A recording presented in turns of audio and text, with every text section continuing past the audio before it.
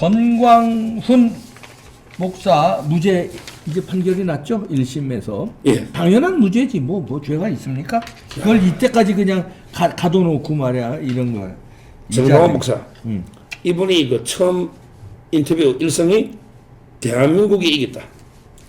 대한민국이 이겼다. 이렇게 기자회견했죠. 네. 저도 대한민국이 이기고, 그다음에 그 사법부가 이기고, 그러니까. 그리고 이제 이거 정의가 이겼다. 그러니까. 네. 이번에 판사부터 잠깐 보면 그거 훌륭해요. 저는 올해 한자성어를 오늘 뽑으라더라고 방송에서. 올해 한자성어. 그 2021년 뭘로 뽑습니까? 제가 뽑은 게 이거 법불아귀. 법불. 아귀. 아귀. 법은 예. 귀한 사람들, 권력자. 귀. 아는 아부할 아자입니다. 예. 법은 귀한 사람, 권력층한테 아부하지 않는다. 이 말은 이게 법 앞에 만인이 평등하다. 이게 중국의 춘추전국 시대 한비자 있잖아. 한비자. 진시황이 그래 보고 싶어 했던. 나중에 비참하게 죽었잖아. 그렇지. 이사한데 업무에. 한비자. 한비자가 법불아기. 이런 말 했거든. 네. 법은 진시황, 황제나 아니면 사대부, 대부나 평민이나 천민이나 법원에게 평등하게 적용된다. 야, 이게 법불아기. 네. 저는 올해 그 사자성어로 법불아기를 꼽으면서 제가 5명의 영웅을 딱 소개했죠. 오늘 방송에. 그래요? 5명의 영웅. 누구예요? 첫째, 예. 우리 이번에 윤석열 총장 윤석열. 예. 찍어냈던 조미연. 조미연. 그 추미애가 직무배제한 거. 예. 조미연. 그걸 이게 막았잖아. 그 다음에 두 번째, 홍순욱. 홍순욱. 예. 이번은 이게 문재인이하고 맞짱 뜨가 막았잖아. 그렇지. 문재인이가 제간 정직이기구를 막아냈잖아요. 네. 그 다음에 임정혁. 그렇지. 정경심이한테 3년을 때리가 단죄를 했잖아요. 정경심. 네. 그 다음에 옛날에 왜 우리 8.15 때 집회할 때 허가해준 판사 기억납니까? 그래서 이 사람 금지법 해야 된다. 박영순. 예. 기억나시죠? 예. 그때 그 집회, 예. 시 허가해가지고. 예. 그래서 좌파들이 박형순 금지법 만들어야 된다고 했잖아. 예. 박형순. 그 다음에 오늘 제가 정광훈 목사 판결을 방송에서 이야기했죠. 네. 허선아, 선아, 선아. 예. 이거 우리가 기억해야 됩니다. 이런. 허선아. 예. 이 제대로 5명의 영웅 이야기하면서 예. 허선아 판사 있잖아요. 네. 이분이 이 무죄 정광훈 목사 무죄한 거 쉬운 거 아닙니다. 문재인을 정당했지만 간첩이라고 했는데 무죄는 쉬운 거 아니에요. 당연한 판결인데 뭘. 근데 당연한 판결을 해온 판사가 우리는 몇 명 돼요. 그러니까. 당연한 판결을 이때까지 눈치 본다고 못했잖아요. 그래서 이게 허선아 판사가 영웅인데 네. 허선아 판사는 이제 저보다 2년 후배 30기예요. 30기고요. 나이도 2살, 72년에 대전생이 대전. 윤석열 총장 충청도. 그다음에 연대법대 나왔어요. 네. 소신 있죠. 근데 이런 소신 있는 판사들의 공통점이 있어. 뭡니까? 홍순욱 판사가 그때 그 변호사들이 평가가 100점 만점 맞죠? 네. 우수법관. 네. 그 기사 있잖아. 이 허선아 판사도 이 양반도 그래? 2016년에 우수법관. 그다음에 이게 올해 뭐가 2020년에 서울변호사 법원 우수법관. 역시게 우수한 법관은 다 이유가 있는 거예요. 우수한 법관 이유가 있구나. 예. 자, 문변이나 뭐 이런 변호사하고는 다르구나. 그럼요. 허선아. 자, 그럼 이게 뭐에 대해서 무죄를 했느냐? 이 혐의가 우리 정광훈 목사 혐의가 크게 두 가지 아니에요. 네. 선거법, 공직선거법하고 이제 명예훼손이잖아. 네. 그럼 선거법은 왜 무죄를 했느냐? 자, 선거법을 하려면 후보가 정해져야 되잖아. 네. 근데 정광훈 목사 가가지고 자유파 정당을 지지해달라. 자유파를 지지해달라. 이랬더니 판사가 볼 때 자유파가 어디까지가 자유파인지 뭐 담도 있는 게 아니고. 그렇지. 그다음에 특정 후보가 정해져야지 그 후보를 위해서 불법 선거가 될 거 아니에요. 네. 자유파 뭉쳐라는 얘기인데. 그러니까요. 그래서 재판부가 딱 제가 판결문 또 다 봤잖아요, 전문을. 보니까 이제 그 선거법이 위반되려면 후보의 존재가 필요해야 되는데 피고인이 발언할 당시에 지지할 정당도 특정이 안 됐고 예. 후보자들이 결정되지 않은 상태다. 그래서 이 선거법은 무죄다. 얼마나 타당한 판결입니까? 그러니까. 지금 저도 이게 좌파 심판하자 우파 정당 합치자 밀어달라. 이게 무슨 불법 선거운동이 되면 네. 말도 안 되잖아요. 그럼 저들은 뭐 다 들어가야 되지 그럼.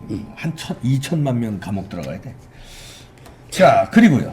그다음에 이제 그 문재인가 간첩이다. 그거 또는 이제 대한민국의 공산화를 이제 시도했다. 명예훼손이라고. 명예훼손했다는 거잖아. 뭐 이거는 제가 이제 우스갯소리로는 야 뭐 문재인이가 무슨 명예가 있냐, 훼손할 명예가 있어야지 뭐 명예훼손인데 아무것도 없다. 네. 그건 제가 우스갯 하는 이야기고 네. 뭐 문재인이도 뭐 하다못해 뭐 조두순이도 명예는 있지. 우리 법원은 뭐 문재인이가 뭐 조두순이나 같은 급이지만 명예는 있는 거야 일단. 명예는 있고 그건 제가 치고. 우스갯소리로 네. 문재인 훼손할 명예가 없다는데 그건 빼고. 네. 그러면 이게 좀 이게 법리적으로 좀 어려운 게. 네. 자 크게 보면 우리가 명예훼손죄하고 모욕죄가 있죠. 네. 모욕은 이제 그냥 경매라는 거 있잖아. 뭐 욕을 한다든지 저 새끼 뭐 나쁘게 욕을 하는 거 있잖아. 네. 그거는 어떤 사실을 적시한 게 아니고 그냥 경멸적인 표현한 거 있잖아요. 네. 이게 모욕이에요. 네. 모욕. 근데 명예훼손이 되려면 구체적으로 사실을 적셔야 돼. 구체적인 사실을 적셔야 명예훼손이 되잖아. 근데 그게 이제 그 허위 사실이면 가중처벌하고 네. 그다음에 진실한 사실이라도 처벌합니다. 네. 원래 명예훼손은 진실한 것도 처벌합니다.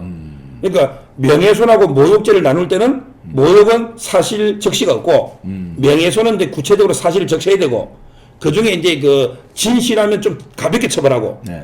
허위면 가중 처벌하고 네. 이게 우리 법입니다. 그러면 이게 박사님이 의문이 야, 진실한테 무조건 사실 적시하면 처벌하면 이게 어떻게 표현하느냐 그렇지. 의문이 들죠. 근데 공인에 대해서는 표현의 자유가 그거는 이제 광범위한 그 예외가 의미가 있어요. 어. 예외는 이제 그 공공의 이익, 그러니까. 공공의 이익을 위해서 진실한 사실을 했을 때는 처벌하지 않는다. 그렇지. 이런 이제 우리 형법에 310조 예외가 있거든요. 네. 이런 관점이에요. 자, 그러면 이게 그 가장 중요한 게 간첩이다. 공산주의자는 좀 이따 보고요. 네. 뭐 공산화를 시도했다. 이게 이제 판사가 볼 때는 이게 어떤 구체적인 사실을 적시한 게 아니라고 본 거예요. 예를 들어 정광 목사가 뭐 문재인이가 간첩이라는 표현을 했잖아요. 그럼 이게 옛날에 간첩 있잖아. 우리 113 신고하면 돈 주는 거. 북한에 지령받아가 뭐 난수표 받아오가지고 북한하고 딱 내통해서 정보 주고 이런 게 보통 간첩이죠. 이런 의미로 쓴 게 아니고. 네. 근데 정광 목사가 볼 때는 문재인이가 간첩이라는 말은 북한한테 맨날 이롭게 하고 퍼주게 하고 친북 정책을 펴고 완전히 이렇게 여적 있잖아. 이런 행위를 하니까 그걸 상징해서 그냥 야 간첩 아니냐 이렇게 표현한 거지. 네. 구체적으로 옛날에 그 간첩이라는 용어 있잖아. 옛날 과거에 그런 용어로 사실을 적시한 게 아니, 아니다. 북한에서 뭐 난파돼서 뭐를 해 그렇죠. 이런 의미가 아니라 그렇죠. 종북 성향의 왜 행동과 말을 하느냐 이런 예. 얘기의 저 상징적인 표현이었다 이런 얘기죠. 그래서 판사가 요걸 제가 구절 보면 요 핵심이에요. 네. 간첩이나 공산을 시도했다는 표현은요. 네.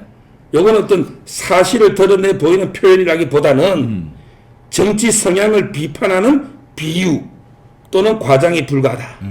그러니까 문재인의 정치 성향을 드러내는 비유적인 표현에 불과하다. 이게 어떤 구체적 사실을 적시하는 게 아니고 네. 얼마나 이게 타당한 판결입니까? 그래서 판사가 볼 때는 야 정광훈 목사 같은 피해자가 현직 대통령 문재인에 대해서 여러 가지 이제 근거도 제시했다는 거예요, 나름대로. 네. 정광훈 목사 볼 때 문재인이 간첩으로 볼 만한 게 많이 있단 말이에요. 북한 이렇게 한. 아이, 뭐 그걸로 합의부터 해가지고. 아이, 많지. 얼마나 많이 했냐고. 그 USB에 그래서 뭐가 들어갔는지 그거 그러니까 밝혀야 돼. 대북 전단도 도보단에서 들어가고. 뭔 얘기했는지. 그러니까요. 이런 근거를 제시하면서 문재인의 어떤 정치적 성향, 행보, 이걸 비판적으로 간첩이라고 상징적으로 표현한 것 뿐이다. 예. 이게 무죄다. 얼마나 이게 타당한 판결입니까? 그러네. 이래 되는 거예요. 그 속으로는 또 그렇게 생각하는 거 아니야? 이거 옳은 말 했네 이렇게. 허선아가 그렇지. 이 정광훈 옛날에 목사 바른 말 했네. 뭐 보석도 해줬잖아요. 근데 이걸 보고 네. 야 제일 웃기는 게 또 김두관 있잖아 아까. 아, 와 김두관이 이게 김두관이 또 나와. 뭐냐면 고영주 걸 들고 놓은 거예요. 아, 고영주 변호사 있잖아요. 네. 이분이 문재인 공산주의자라 한게 있죠. 네. 이게 2심에서 유죄가 돼버렸죠. 징역 10월에 집행유예 2년 받았잖아. 네. 고영주 변호사가 문재인이가 공산주의자다. 이거는 이제 1심에서는 무죄 넣었죠. 네. 근데 2심에서는 징역 10월에 유죄가 됐던 말이 안 되는 판결 넣었잖아. 네. 그러니까 이제 김두관이 뭐라 했냐면, 야, 고영주 공산주의자는 유죄인데, 어떻게 정광훈은 더 심하게, 공산주의보다 더 심하게 간첩인데, 정광훈은 더 심하게 했는데 왜 무죄냐? 판사의 내구조가 이상하다 그랬어. 야, 김두관이가 판사의 내구조가 이상하다. 그거야말로 명예훼손 아니야? 이게 그래서 제가 반박하면요. 네. 판사의 내구조가 이상한데 제가 보기에 허선한 판사의 내구조가 이상한 게 아니고 김두관의 내가 고영주를 공산주의자를 유죄 판결한 판사. 그게 누구냐면 최한돈. 그 양반 내구조가 이상한. 이 사람이 내구조가 이상한 거예요. 그러네. 최한돈. 그럼 왜 그러냐? 제가 그 판사 중에요. 가장이 좌파 2명 꼽으라면 옛날에 이탄이가 넣어버렸잖아. 이탄이 국선. 이제 남은 게 김미리, 조국 동생 있잖아. 네. 가볍게 처벌하고. 네. 이번에 조국 재판하다가 떠나는 김미리. 그 다음에 그 전국 법관의 부회장, 회장, 지금 회장이 부회장, 옛날에 부회장이었거든. 제 동기입니다. 네. 최한돈. 이 2명이 가장 좌파 판사예요. 최한돈 이분이 말도 안 되게 문재인이 공산주의자다. 이 고영주 변호사도 똑같은 의미를 한 거예요. 그렇지. 아니 공산주의자라는 것이 문재인의 어떤 여러 가지 북한 친북 성향을 다 해가지고 비유적 상징적으로 공산주의자다. 이렇게 평가한 거 아닙니까? 이게 구체적 사실이 뭐 적시는 게 뭐냐 말이야. 없잖아요. 문재인이가 뭐 북한에 몰래 뭐 1억을 퍼줬다. 이렇게 구체적 사실이 적시가 있고 허위면 처벌되지만 근데 공산주의자다. 이거는 이게 모든 문재인의 정치 행태를 종합해가 보면 전부 이게 친북, 친종북 맞잖아요. 네. 북한은 이렇게. 그래서 공산주의자다. 그리고 정책이 전부 사회주의 정책 맞잖아요. 아니, 이래 비판한 거 아닙니까? 아니 이 사람들 다 웃기는 게 공산주의자라고 하는 거는 그러면 이제 이 명예훼손이고 허위사실이면 공산주의 정책을 펼치지 마. 그게 나쁘다는 거 아니야? 그럼. 그래 펼치지 말는데 쥐들은 공산주의 정책을 펼치면서 그걸 지적하면 그거 허위사실이고 명예훼손이라고 그러면 이게 웃기는 도둑놈이 도둑놈이 도둑질을 밥 먹듯이 하면서 너 도둑놈이다 하는 거는 허위사실이라는 거야. 그러면 도둑질을 하지 말았어야지. 그러니까요. 이게 말이 안 돼. 그게 명예훼손이래. 도둑놈들은 조국이가 산호명할 때 조국이 석사 논문이 1920년대 소련 법 아닙니까? 소련법이 그러니까. 그게 레닌 대놓고 스탈린 혁명 아닙니까? 그다음에 지금 국토부 장관 뭐 헨리 조진가 뭐 미국의 그 지대 있잖아. 그것도 다 토지 국유화거든요. 네. 전부 변창흠이 정책도 옛날에 추미애도 그랬잖아요. 이런 식의 어떤 공산주의 사회주의 정책을 다 펴니까 이걸 이게 비판했는데 이걸 1심에서는 무죄가 나왔잖아. 근데 최한돈 이런 게 좌파 변호사가 고영주 유죄인 거 이게 내구조가 이상한 거지. 아니, 그리고 어떻게 헛소나 판사가 이상하냐 말이야. 그리고 문재인 변호사가 제일 존경하는 사람들이 다 공산주의자잖아. 신영복이 뭐 등등 해서 그러니까 자기 입으로 얘기했는데 뭔 얘기야. 그래서 얘기한 건데. 그래서 자, 이제 그 이번에 보면서 제가 이제 그 정광훈 목사님이 네. 인터뷰하면서 이제 그 우리나라 아직까지 경찰 판사 경찰 검찰 판사들 10% 정도는 살아있네 이렇게 인터뷰하셨더라고요. 네. 뭐 목사님이 볼 때는 한 10%지만 네. 제가 볼 때는 이게 90% 살아있습니다. 오. 아직 이게 90% 살아있어요. 야, 김일이나 최한돈이 10% 반가운 얘기다. 이런 게 판사들이 문제고요. 앞으로 보십시오. 줄줄이 문재인 정권을 완전히 그 처벌하고 이게 하는 법원 결정들 있잖아요. 줄줄이 나온다. 줄줄이 나옵니다. 이 타산들. 좋아요. 제가 아까 이 판사 어려운 판사 5명 거론했잖아요. 앞으로 이게 저는 줄줄이 놓을 걸로 보고요. 이런 걸 보면 아직까지 우리 대한민국은 희망이 있다. 저는 이런 식으로 이게 그 소신껏 권력의 눈치를 보지 않고 법불악유의 자세로 판결하는 이런 게 소신 판사들, 그다음에 소신 검사들 이런 게 많이 있기 때문에 네. 희망은 있다 이렇게 보고요. 이번에 저는 정광훈 목사님 네. 뭐 정치적으로는 이게 뭐 지지할 수도 있고 또 비판할 수도 있고 여러 가지 방법이 있지만 네. 그렇지만 이게 이분이 나라를 위하는 우국충정 그런 게 분명한 거고요. 분명하지. 그리고 이게 문재인을 가장 선두에 서서 최전선에 서서 싸우는 분들 있잖아요. 네. 이런 점은 저는 상당히 높이 평가를 해주고 그리고 법적으로는 정말 저는 정광훈 목사 이런 분들 우리가 보여주기 위해서 네. 노력해야 된다. 이런 부분. 예. 아니 정치인들이 문화 폭정을 막지 못하니까 왜 종교 지도자가 왜 정치 넘버냐 그러는데 못하니까 답답하니까 이분이 나라를 위해서 민족을 위해서 싸우는 거예요.